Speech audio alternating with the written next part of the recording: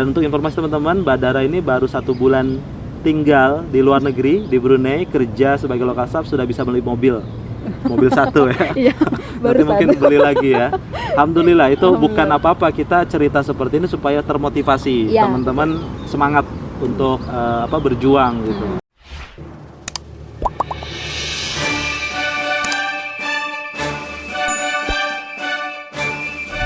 Ya, bismillahirrahmanirrahim. Assalamualaikum warahmatullahi wabarakatuh. Selamat datang kembali teman-teman di channel Erik Iqbal. Di vlog kali ini kami akan memberikan informasi terbaru mengenai lowongan kerja, yaitu yang sedang dibuka oleh Kementerian Luar Negeri Indonesia. Apa itu? Itu adalah peluang kerja untuk ke luar negeri, local staff atau pegawai setempat. Dan sedang dibuka sampai tanggal 31 Agustus. Insya Allah kali ini kami akan memberikan tips atau cara supaya bisa lolos untuk menjadi local staff di KBRI atau di perwakilan Indonesia di seluruh negara di luar negeri. Dan kali ini saya sedang bersama teman saya dan insya Allah akan memberikan tips dan juga tutorialnya supaya teman-teman bisa juga merasakan kerja di luar negeri menjadi local staff. Teman saya ini adalah berasal dari Jakarta. Iya, asli Jakarta. Jakarta, namanya Mbak Dara. Boleh nanti diperkenalkan. Nanti teman-teman juga akan kami beritahu tahapan-tahapannya dari awal sampai dengan keberangkatan dan juga berapa gaji local staff, range gaji dari sarjana S1, S2, dan juga kehidupan di luar negeri seperti apa, biaya hidupnya seperti apa. Jadi kami berharap dengan adanya video ini bisa membantu teman-teman yang mungkin sedang mencari pekerjaan. Baik, kita akan perkenalan dulu. Mbak Dara ini asalnya Jakarta. Nama aslinya, nama lengkapnya?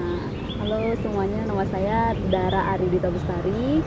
Saya biasa dipanggil Dara, usia saya 25 tahun. Saya local staff atau pegawai setempat termuda di KBRI Bandar Seri Begawan. Baik, jadi itu perkenalan singkatnya, asalnya Jakarta dan sedang bertugas di KBRI di Brunei, di Bandar Seri Begawan. Dan kita akan coba review persyaratan-persyaratan untuk administrasi dari mulai tahap pertama adalah seleksi berkas ya, administrasi. Ya, administrasi. Jadi untuk teman-teman, kami akan buatkan video part 1 sampai dengan part 4 dan setiap tahapannya akan kami bahas satu persatu. Yang pertama adalah tes pemberkasan administrasi ya. Administrasi ini dikirimkan melalui email atau jadi waktu itu saya ikut rekrutmen tahun 2019. Oh gitu. Ya, jadi kalau di penerimaan local staff atau pegawai setempat itu dia ada 2 periode setiap tahunnya. Jadi ada periode pertama sama periode kedua. Nah kebetulan saya di periode pertama tahun 2019. Jadi kurang lebih sudah 1 tahun bertugas di Brunei sebagai pegawai setempat dan saya ditempatkan di fungsi protokol konsuler. Nah untuk awal pertama kali tahu ada pekerjaan tentang local staff itu semula karena saya pernah magang di KJRI Penang. Di Penang, Malaysia. Penang, Malaysia. Jadi sama seperti mungkin orang awam lainnya ya, yang tahu bahwa kalau yang namanya kerja di kantor perwakilan itu pasti PNS gitu. Jadi awal mulanya tuh taunya pasti yang namanya kerja di kantor perwakilan pasti PNS. Nah ternyata pada saat itu dapat kesempatan magang internasional dari kampus dan ditempatkan di Penang, barulah tahu ternyata ada local staff gitu. Ternyata ada lowongan pekerjaan lain atau ada pekerjaan lain selain yang PNS bekerja di kantor perwakilan. Gitu. Oke, jadi awalnya itu informasinya tahu dari teman-teman yang ada di Penang. Teman-teman yang ada di Penang. Berapa lama waktu itu magangnya? Waktu itu singkat sih, cuma 2 bulan. 2 bulan ya? Bulan Januari dan bulan Februari. Itu tahun 2016? 2016. Nah, jadi mulai daftar local staff itu tahun berapa? Mulai awal daftar local staff itu sebenarnya dari tahun 2018. Jadi saya lulus itu akhir 2017, di wisuda 2018 bulan Februari, dan 2018 bulan Maret waktu itu kasih pemberkasan. Cuma karena waktu itu tidak ada informasi yang seperti sekarang, jadi yang ada di website dan segala macam.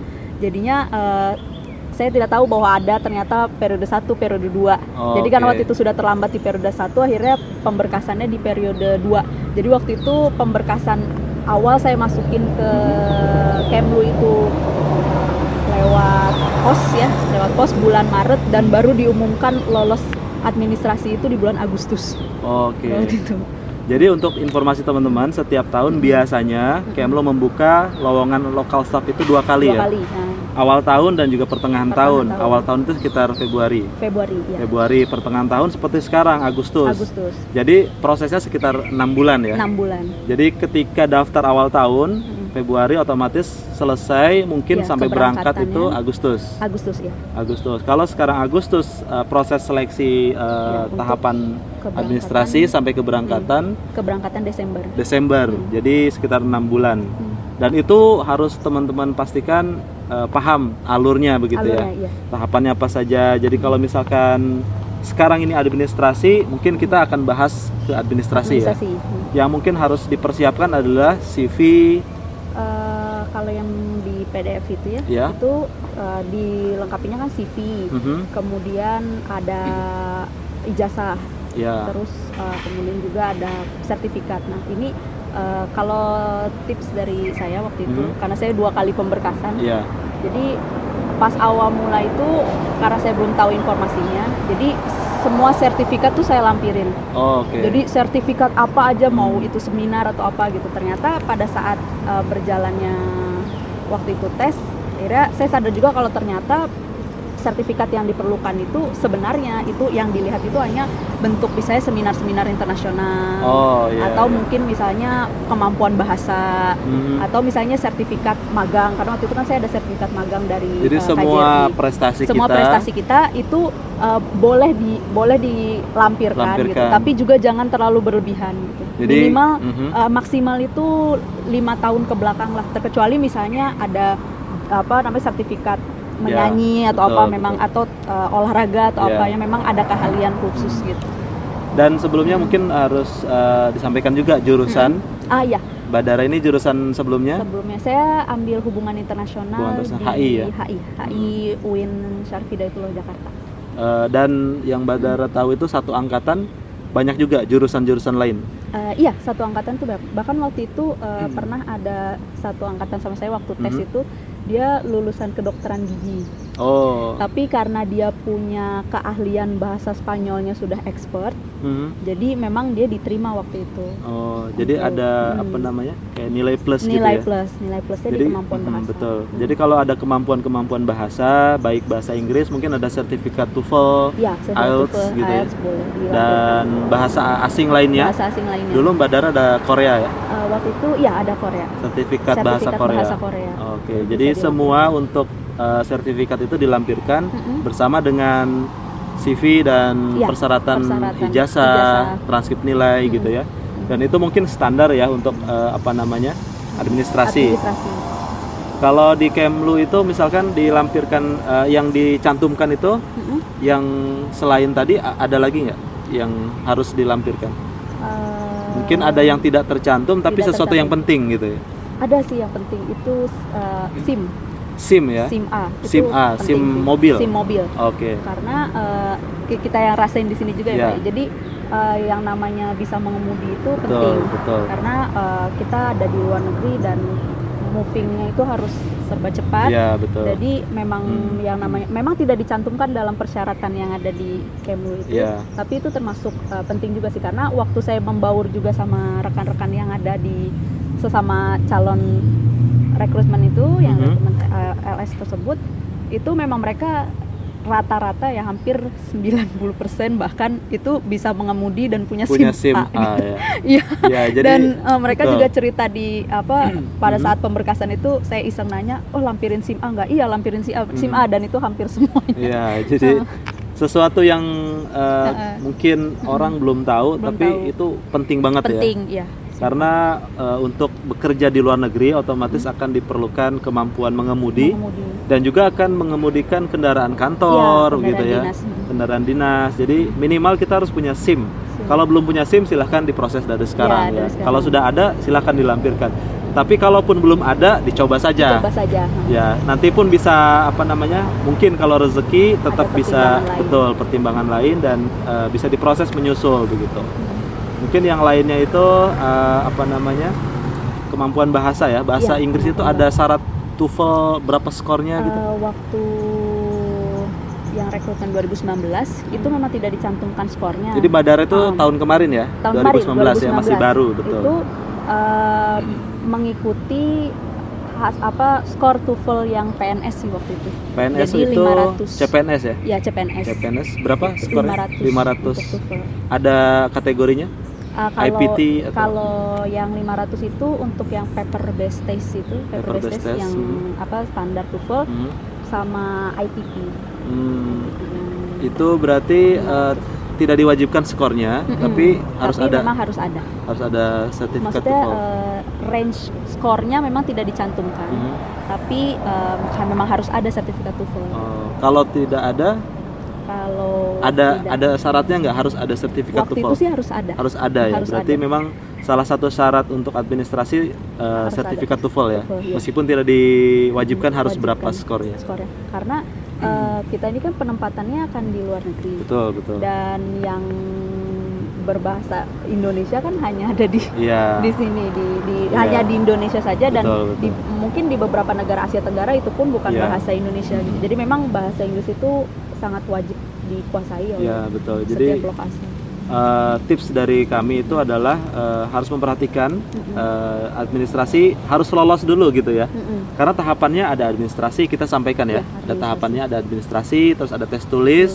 Nanti kita bahas sendiri tes tulis itu apa aja. Ada tes wawancara, ada psikometri. Psikometri itu semacam kejiwaan gitu ya, psikologi juga. Dan juga langsung dengan interview pihak KBRI yang dituju, begitu ya. Iya, betul. Jadi sampai nanti keberangkatan seperti apa. Nah, untuk tahap administrasi ini pastikan teman-teman lolos dulu begitu. Jadi supaya lolos, nah tadi kami sudah sampaikan tipsnya, CV dilampirkan sebaik mungkin ya, prestasi mungkin juga kemampuan organisasi, pengalaman kerja ataupun prestasi di kuliah, akademik non akademik begitu. Terus grafis CV-nya juga boleh. Oh, jadi tampilan CV-nya yang menarik begitu ya. Dan ini sangat banyak peminatnya ya. Iya. Dulu berapa pendaftar dulu? Kalau satu angkatan itu untuk yang berkas administrasi masuk itu 500-an orang ya. Hampir 600 orang yang daftar. Yang berkasnya masuk ke Kemlu. Oh, jadi itu sudah itu seleksi? Belum, jadi berkas masuk itu sekitar 500 sampai 600 kalau saya tidak salah. Kemudian pada saat tesnya itu sendiri, pas tes tulis pertama itu sekitar 200-an. Kemudian diseleksi 300-an, kemudian diseleksi sampai akhirnya dapat sekitar 50. Itu yang ikut tes? Yang ikut diklat. Yang sampai tahap paling terakhir. Jadi boleh disimpulkan itu yang 500 atau 600-an orang itu yang masuk tes administrasi. Jadi yang daftar bisa lebih banyak. Jadi bisa ribuan juga mungkin ya.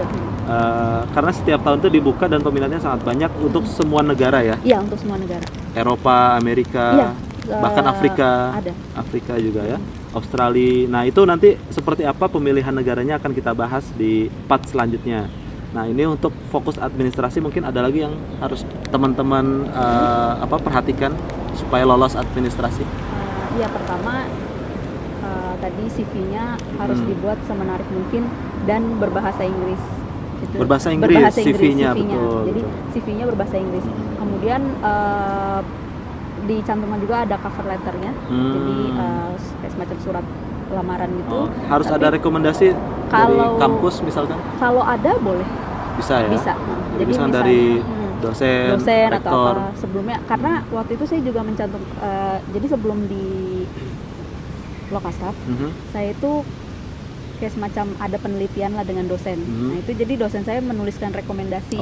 Jadi ada rekomendasi dari dosen bahwa memang dan sesuai lah dengan sebagai kriteria.